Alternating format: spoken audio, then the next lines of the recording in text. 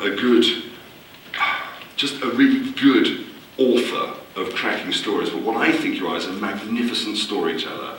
So can you tell us a little bit about what the early influences were on teenage Charlaine Harris, how you came to writing? Usually there's a influential parent or teacher that reads you stories and you think, oh, this is amazing, I can see these other worlds. And then it transmogrifies into, oh my God, I can create them too. How did that work? Well, I always wanted to be a writer. I'm very fortunate in that I was able to fulfill that because I really wasn't very good at anything else. I tried several gainful occupations and I was pretty abysmal at all of them. Nobody really wanted me as an employee.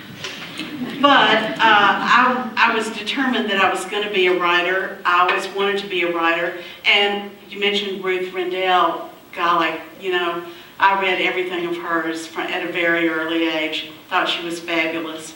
An even bigger influence on me was probably Elizabeth Peters because she wrote humor with excellence. It wasn't like you were settling for being funny because you couldn't be noir. It was the fact that you could write a humorous voice with brilliance that convinced me that I didn't have to shoot pool and play poker to be a successful crime writer. So once I realized that it was possible for me to do something I enjoyed so much, I have always written anything that came to hand. But when I married my husband Hal, he gave me the opportunity to stay home and write full time without going back to work.